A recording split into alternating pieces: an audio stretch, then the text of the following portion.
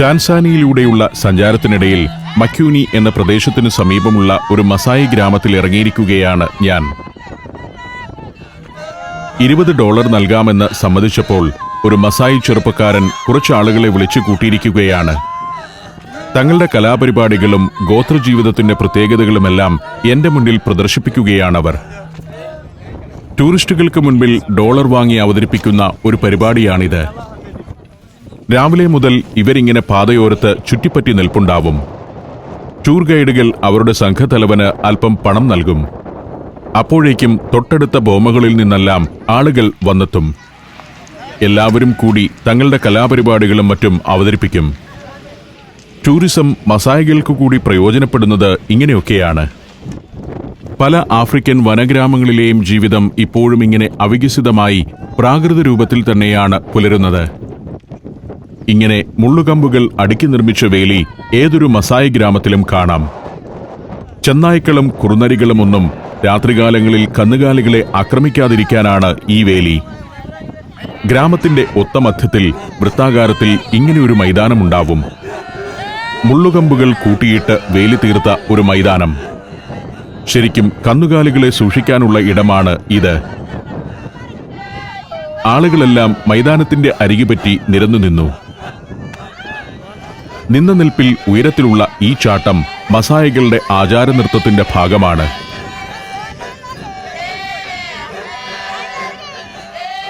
വേഷധാരണത്തിൽ ഇക്കാലത്തും ഇവർ പുലർത്തുന്ന നിഷ്ഠയാണ് ഏറ്റവും ശ്രദ്ധേയം.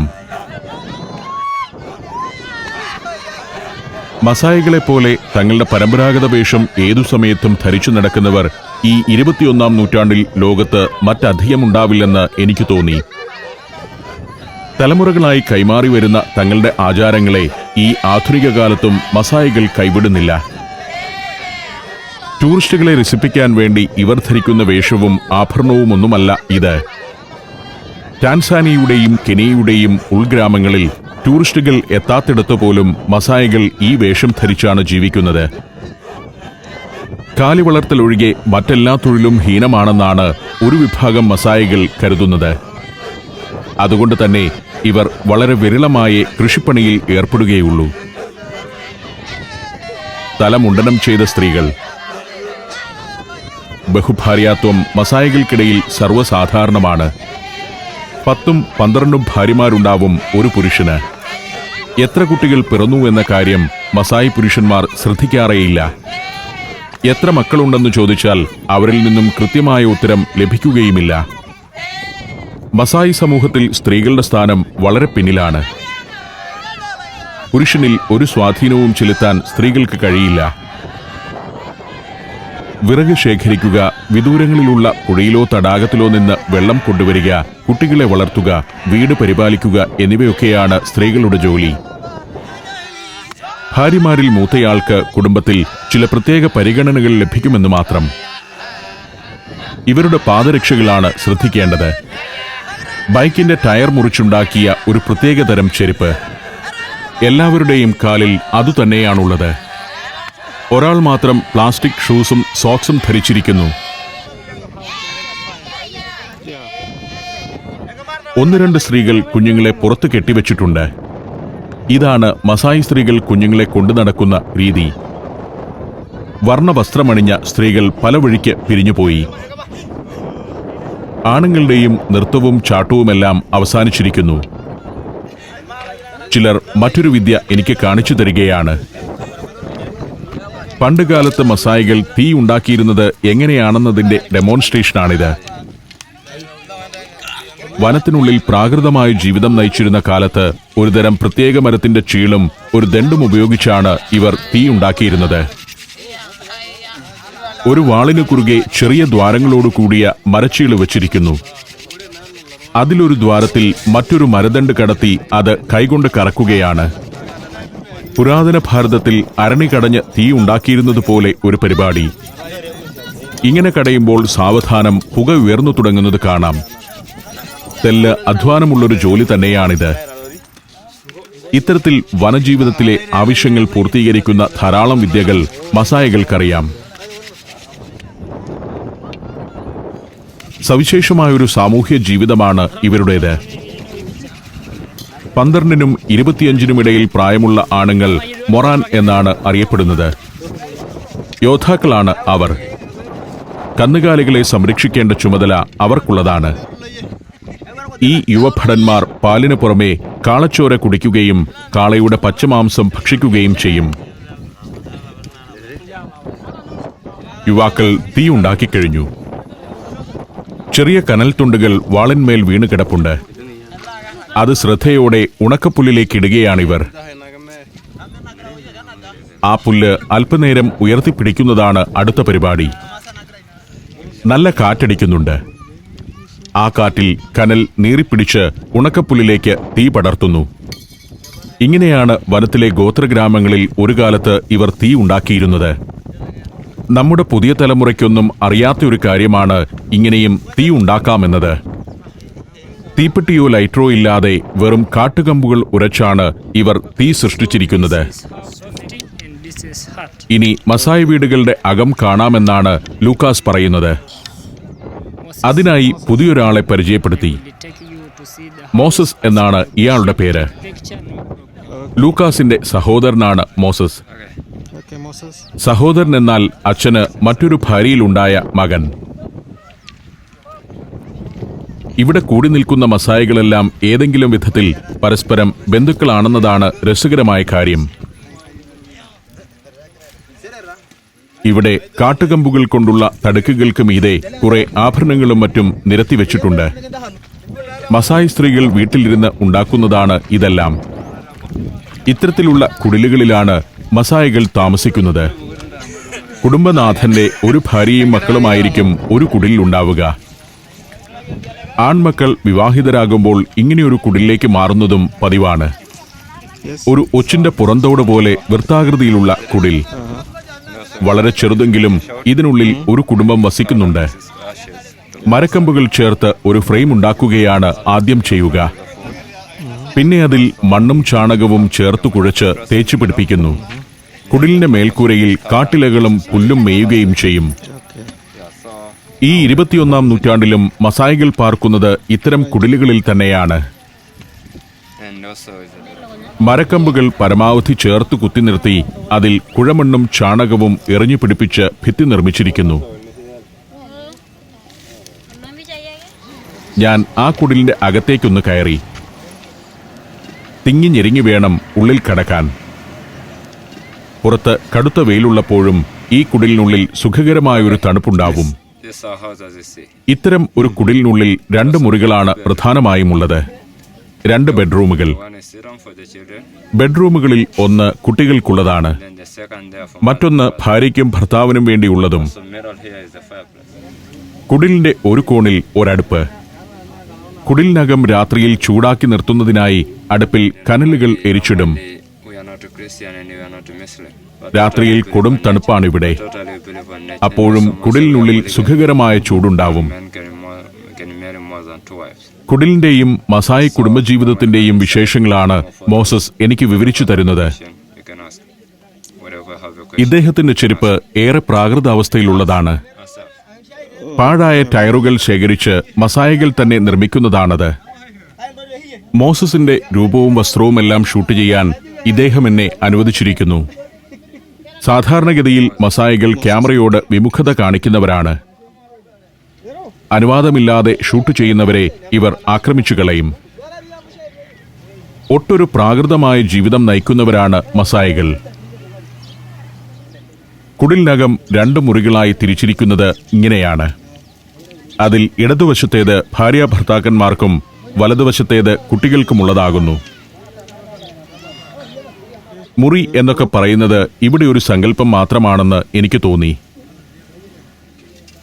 ഇതാണ് കുടിലേക്കുള്ള ഏക കവാടം. അതിങ്ങനെ വളച്ചുണ്ടാക്കുന്നത് പശുക്കളും വന്യമൃഗങ്ങളും അകത്ത് കയറാതിരിക്കാനാണ്. ഇങ്ങനെ പല വീടുകൾ. അവിടുത്തെ താമസക്കാരെല്ലാം പരസ്പരം ബന്ധുക്കളുമായിരിക്കും. ടാൻസാനിയയിലാവട്ടെ കെനിയയിലാവട്ടെ ഇങ്ങനെയൊക്കെയാണ് മസായികളുടെ ജീവിതം. കോൺക്രീറ്റ് വീടോ ഓടുമേഞ്ഞ വീടോ ഇവർക്ക് ഇന്നും അന്യമാണ്. വൃത്താകാരത്തിലുള്ള ഒരു മൈതാനത്തിനു ചുറ്റും നിലകൊള്ളുന്ന 10-12 കുടിലുകൾ ചേരുന്നതാണ് ഇവരുടെ ഒരു ഗ്രാമം. കുട്ടികൾ ടീഷർട്ടും ഒട്ടൊരു ആധുനികമായ മറ്റു വസ്ത്രങ്ങളുമെല്ലാം ധരിച്ചു കാണുന്നുണ്ട്. പക്ഷേ അവർ മുതിരുമ്പോൾ തനത് ഗോത്രവസ്ത്രങ്ങളും ആഭരണങ്ങളും അണിഞ്ഞു തുടങ്ങുന്നതാണ് പതിവ്. Saudi Arabia, United Arab Emirates, Kuwait. സഞ്ചാരം വോള്യം നമ്പർ 20. ഫുൾ HD-യിലുള്ള അപൂർവ ദൃശ്യയാത്രാ വിവരണ ശേഖരം ഉടൻ സ്വന്തമാക്കാൻ സഞ്ചാരം എന്ന് SMS ചെയ്യൂ. ഫോൺ 9995444222. മുൻപ് കണ്ടതിനേക്കാൾ അല്പം മെച്ചപ്പെട്ട കുടിൽ. ഒരു പ്രദേശത്തു നിന്നും മറ്റൊരിടത്തേക്ക് യാത്രയാവുമ്പോൾ മസായികൾ തങ്ങളുടെ കുടിലുകൾ തകർത്ത് കളയുകയാണ് പതിവ്. പുതുതായി പണിതുകൊണ്ടിരിക്കുന്ന ഒരു കുടിൽ ഇവിടെയുണ്ട്. കാട്ടുകമ്പുകൾ കൊണ്ട് ഇങ്ങനെ വൃത്താകാരത്തിൽ ഒരു ഫ്രെയിം രൂപപ്പെടുത്തുകയാണ് ആദ്യം ചെയ്യുക. ചുള്ളിക്കമ്പുകൾ കൊണ്ട് തന്നെ മേൽക്കൂരയും നിർമ്മിക്കും. ഭിത്തിയുടെ ഫ്രെയിമിലേക്ക് കുഴച്ച മണ്ണും ചാണകവും എറിഞ്ഞു പിടിപ്പിക്കുന്നു.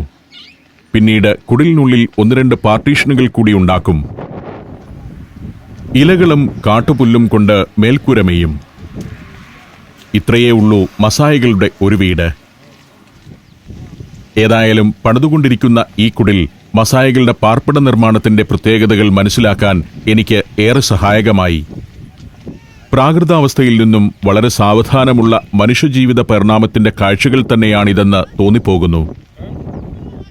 മൃഗതുല്യമായ ജീവിതത്തിൽ നിന്നും ആധുനിക മനുഷ്യനിലേക്കുള്ള വളർച്ചയ്ക്കിടയിലെ ഒരു ഘട്ടം തന്നെയാണ് ഇവിടെ കണ്ടറിയാനാവുന്നത്. ഇതാണ് മസായികളുടെ ഒരു ഗ്രാമം. വൃത്തത്തിലുള്ള ഒരു മൈതാനം, അതിനു ചുറ്റും ഒരു മുൾവേലിക്കെട്ട്, അതിനു പുറത്തായി വൃത്താകാരത്തിലുള്ള കുറെ കുടിലുകൾ. കുടിലുകൾ നിൽക്കുന്ന വൃത്തത്തിനു ചുറ്റും വീണ്ടും ഒരു മുൾവേലി. $20 പ്രലോഭനത്തിൽ മാത്രമാണ് മസായികൾ എന്നെ ഇതിലെ നടക്കാനും കാഴ്ചകൾ ഷൂട്ട് ചെയ്യാനും അനുവദിച്ചിരിക്കുന്നത്. സാധാരണഗതിയിൽ ഇവർ പുറത്തുനിന്നുള്ള ആളുകളെ ഗ്രാമത്തിലേക്ക് കയറ്റുകയേയില്ല. ടൂറിസം വരുമാനമാർഗമായതോടെ ഇത്തരം ചില ഗ്രാമങ്ങളെങ്കിലും ഗോത്രജീവിതത്തിന്റെ ചില കാർക്കശ്യങ്ങൾ ഒഴിവാക്കുന്നത് ഇന്നത്തെ കാഴ്ച. മറ്റൊരു കുടിൽ, ഏതാണ്ട് പൂർണ്ണരൂപത്തിൽ നിലനിൽക്കുന്ന ഒരു വീടാണിത്. അതിന്റെ ഭിത്തി നിർമ്മിച്ചിരിക്കുന്നതും മുറികൾ തിരിച്ചിരിക്കുന്നതും എങ്ങനെയാണെന്ന് ഒരിക്കൽ കൂടി കാണിച്ചു തരികയാണ്. കുടിലിന്റെ പ്രവേശനദ്വാരം അല്പം ചുറ്റിവളഞ്ഞാണ്. അതിനാൽ വന്യമൃഗങ്ങൾക്കൊന്നും ഒറ്റയടിക്ക് ഇതിനകത്തേക്ക് ഓടിക്കയറാൻ പറ്റില്ല. മസായികളുടെ ബോമയ്ക്കകത്തു കയറി വന്യമൃഗങ്ങൾ വളർത്തുമൃഗങ്ങളെ ആക്രമിക്കുന്നത് വളരെ അപൂർവമായ സംഗതിയാണ്. മസായികളുടെ ആഭരണങ്ങളാണ് ഇതൊക്കെ. മുത്തും കല്ലും ചിപ്പിയുമെല്ലാം ഇവർ ആഭരണ നിർമ്മാണത്തിനായി ഉപയോഗിക്കുന്നു. കഴുത്തിലും കാതിലും കൈകാലുകളിലുമെല്ലാം അണിയുന്നതിനുള്ള ആഭരണങ്ങൾ. ടൂറിസ്റ്റുകൾക്ക് വിൽക്കുന്നതിനായാണ് ഇതിങ്ങനെ നിരത്തിവെച്ചിരിക്കുന്നത്. എന്തെങ്കിലുമൊക്കെ വാങ്ങാൻ മോസസ് എന്നെയും പ്രലോഭിപ്പിച്ചു. ഹൈവേയുടെ സമീപത്തുള്ള മസായി ഗ്രാമങ്ങളിൽ മാത്രമേ ഇത്തരം വിൽപ്പന നടക്കുന്നുള്ളൂ. സാധാരണഗതിയിൽ ഇവർ ഇതെല്ലാം ഉണ്ടാക്കി സ്വന്തമായി അണിയുന്നതാണ് പതിവ്. ആഫ്രിക്കൻ ഗോത്രവർഗങ്ങളിൽ വിദ്യാഭ്യാസം നന്നേ കുറഞ്ഞവരാണ് മസായികൾ. ഒരിടത്തും സ്ഥിരമായി വാസമുറപ്പിച്ചിരുന്നവരല്ല മസായികൾ എന്നതാണ് അതിനൊരു കാരണം. ഇപ്പോൾ മസായികൾക്ക് സ്ഥിരമായ സെറ്റിൽമെന്റുകൾ ഉണ്ടെങ്കിലും അവിടങ്ങളിൽ വിദ്യാഭ്യാസത്തിനുള്ള സൗകര്യം നന്നേ കുറവാണ്. കെനിയയുടെയും ടാൻസാനിയയുടെയും ഗവൺമെന്റുകൾ മസായികൾക്കായി പ്രത്യേക ഭൂപ്രദേശം തന്നെ നീക്കിവെച്ചിട്ടുണ്ട്. കെനിയയിൽ 8.5 ലക്ഷവും ടാൻസാനിയയിൽ 8 ലക്ഷവും മസായികൾ ഉണ്ടെന്നാണ് ഔദ്യോഗിക കണക്ക്. അവർക്കായി നീക്കിവച്ചിരിക്കുന്ന വനമേഖലയിൽ എവിടെയും കന്നുകാലികളുമായി മസായികൾ സഞ്ചരിക്കും. അവർക്കിഷ്ടമുള്ളിടത്ത് ഗ്രാമം നിർമ്മിക്കും. അതിർത്തി സംബന്ധമായ പ്രശ്നങ്ങളൊന്നും ഇവരെ ബാധിക്കാറില്ല. തങ്ങൾ ജീവിക്കുന്നത് കെനിയയിലാണോ ടാൻസാനിയയിലാണോ എന്നൊന്നും മസായികൾ ശ്രദ്ധിക്കാറുമില്ല. ദേശീയതയുടെ അതിരുകൾ ഇവർക്ക് അന്യമാണ്. രാജ്യാതിർത്തികൾ സംബന്ധിച്ച നിയമങ്ങളൊന്നും ആഫ്രിക്കയിൽ പലപ്പോഴും പ്രാവർത്തികമാകാത്തതിന് കാരണം ഇവിടുത്തെ ഗോത്രങ്ങളുടെ നാടോടി സ്വഭാവം തന്നെയാവാം. ഇവിടെ ഒരു സ്ത്രീ എന്റെ ക്യാമറയുടെ കൗതുകത്തിലേക്ക് ഇറങ്ങി വന്നിരിക്കുന്നു. സർവാഭരണ വിഭൂഷിതയാണ്. തലയിൽ ഒരു പ്രത്യേകതരം തൊപ്പി. ലളിതമായ ചമയങ്ങളോടെ ഇങ്ങനെ കുറെ സ്ത്രീകളുമുണ്ടിവിടെ. അവർ വിൽപ്പനയ്ക്കുള്ള വസ്തുക്കൾ തേച്ചു മിനുക്കി വെക്കുകയാണ്. വലിയ ആഭരണ ബ്രഹ്മക്കാരാണ് മസായ് പെണ്ണുങ്ങൾ. ആദ്യകാലത്ത് ഇരുമ്പ്, ചെമ്പ് എന്നിവ കൊണ്ടുള്ള വലിയ വളയങ്ങൾ കൈകാലുകളിലും കാതിലും കഴുത്തിലും അണിഞ്ഞാണ് സ്ത്രീകൾ നടന്നിരുന്നത്. ഇപ്പോൾ മുത്തുമാലകളും അലുക്കുകളുമെല്ലാമാണ് പ്രധാന ആഭരണങ്ങൾ. ഈ സ്ത്രീക്ക് എന്റെ ക്യാമറ നന്നായി ഇഷ്ടപ്പെട്ടിരിക്കുന്നു. ഗ്രാമത്തിലെ മൂപ്പത്തിയാണിവർ. കഴുത്തിലും കാതിലുമുള്ള ആഭരണ ബാഹുല്യം കാണുക.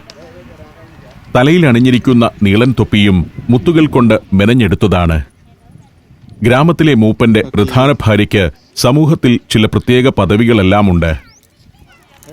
എന്നാൽ മറ്റു സ്ത്രീകൾക്ക് മസായി സമൂഹത്തിൽ വലിയ പ്രാധാന്യമൊന്നുമില്ല. കന്നുകാലികളാണ് ഓരോ മസായി കുടുംബത്തിന്റെയും സ്വത്ത്. എന്നാൽ മസായി സ്ത്രീകൾക്ക് ആ സ്വത്തിൽ ഒരു അവകാശവുമില്ല. കുട്ടികളെ വളർത്തിയും വീട് പരിപാലിച്ചും അവർ കഴിഞ്ഞുകൂടുന്നു. പരമ്പരാഗതമായി മസായികൾ ഏകദൈവ വിശ്വാസികളാണ്. ഇങ്കായി എന്നൊരു ദൈവത്തെയാണ് ഇവർ ആരാധിച്ചിരുന്നത്. എന്നാൽ 19-20 നൂറ്റാണ്ടുകളിൽ മസായി ജനത വലിയ തോതിൽ മതപരിവർത്തനത്തിന് വിധേയമായി. ഇപ്പോൾ ക്രിസ്ത്യൻ, ഇസ്ലാം മതവിശ്വാസികളാണ് ഇവരിൽ നല്ലൊരു പങ്കും. പക്ഷേ അത്തരം മതവിശ്വാസങ്ങളൊന്നും പരമ്പരാഗതമായ ഇവരുടെ ജീവിത രീതിയിൽ ഒരു മാറ്റവും വരുത്തിയിട്ടില്ല. ഏറ്റവും പുതിയ തലമുറയും തങ്ങളുടെ പരമ്പരാഗതമായ സംസ്കാരത്തിൽ വളരുന്നു. വസ്ത്രധാരണത്തിലാവട്ടെ, വീടുകളുടെ നിർമ്മാണത്തിലാവട്ടെ, ആചാരങ്ങളിലും അനുഷ്ഠാനങ്ങളിലുമാവട്ടെ മസായികൾ പ്രാചീനമായ തനതു പാത തന്നെയാണ് പിന്തുടരുന്നത്. ഞാൻ ബോമയിൽ നിന്നും പുറത്തേക്ക് നടന്നു. മൈതാനത്ത് എന്റെ വാഹനത്തിനു സമീപം അടുത്ത ഗ്രാമക്കാരായ കുറെ പേർ കൂടിയിട്ടുണ്ട്. പന്ത് കളിക്കുകയാണവർ. ഗ്രാമത്തിലെ കുറെ പേർ കന്നുകാലിക്കൂട്ടവുമായി മേച്ചിൽ പറമ്പുകളിലായിരിക്കും ഇപ്പോൾ. യുവാക്കൾ മിക്കവരും അലസരായി ഇങ്ങനെ നടക്കുന്നത് കാണാം. പണ്ടുകാലത്ത് ഇവർ വേട്ടയ്ക്ക് പോയിരുന്നു. എന്നാൽ ഇപ്പോൾ വന്യമൃഗവേട്ട നിരോധിച്ചിരിക്കുകയാണ്. ഇപ്പോൾ പശുക്കൂട്ടത്തെ ആക്രമിക്കുന്ന വന്യമൃഗങ്ങളെ എതിരിടാൻ മാത്രമേ മസായികൾക്ക് അനുവാദമുള്ളൂ. വന്യമൃഗങ്ങൾ മൂലം പശുക്കൾ നഷ്ടമാകുന്നവർക്ക് നഷ്ടപരിഹാരം നൽകി പ്രശ്നം തീർപ്പാക്കുകയാണ് ഗവൺമെന്റുകൾ ചെയ്യുന്നത്. ഞാൻ വണ്ടിയിലേക്ക് കയറി. റമിയും തയ്യാറായി. മസായി ഗ്രാമത്തിൽ നിന്നും ഞങ്ങൾ യാത്ര തുടരുകയാണ്. അങ്ങകലെ വൃത്താകാരത്തിലുള്ള ഒരു മുള്ളുവേലി കാണാം. അത് മറ്റൊരു ബോമയാണ്. ഇവിടെയെല്ലാം മസായികളെ മാത്രമാണ് കാണാനാവുക. മൈതാനക്കാട്ടിൽ പശുക്കൂട്ടത്തെ കാണുന്നുണ്ടെങ്കിൽ അവിടെയെല്ലാം മസായികളുമുണ്ടെന്ന് കരുതിക്കൊള്ളണം. വാഹനത്തിലെ വയർലെസ് സെറ്റ് എപ്പോഴും ഇങ്ങനെ പ്രവർത്തിച്ചുകൊണ്ടിരിക്കും. ഗെയിം ഡ്രൈവ് വാഹനത്തിലെ ഡ്രൈവർമാർ പരസ്പരം സംസാരിക്കുന്നതും നാഷണൽ പാർക്ക് ഉദ്യോഗസ്ഥരുമായി ആശയവിനിമയം നടത്തുന്നതുമെല്ലാം വയർലെസ്സിലൂടെയാണ്.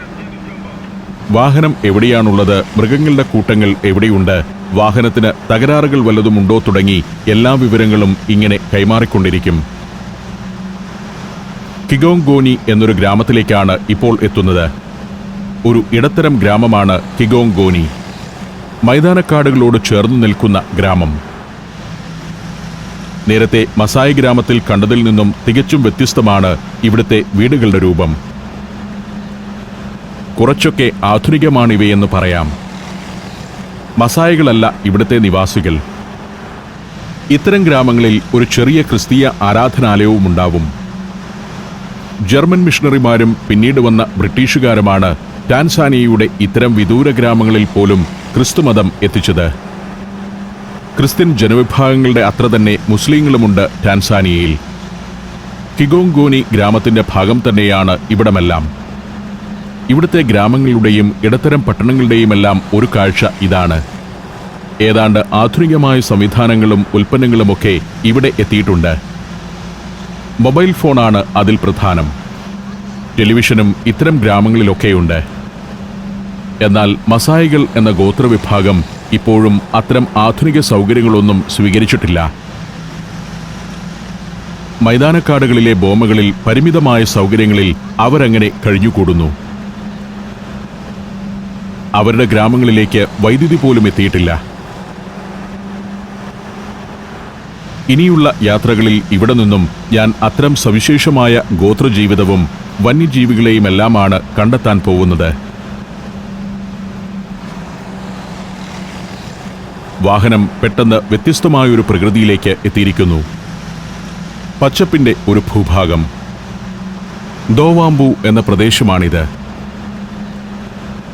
മന്യേറ തടാകത്തിന്റെ തീരത്തെ ഒരു ചെറുപട്ടണമാണ് ദോവാംബു. അവിടുത്തെ സവിശേഷ കാഴ്ചകളാണ് ഇനി എന്നെ കാത്തിരിക്കുന്നത്.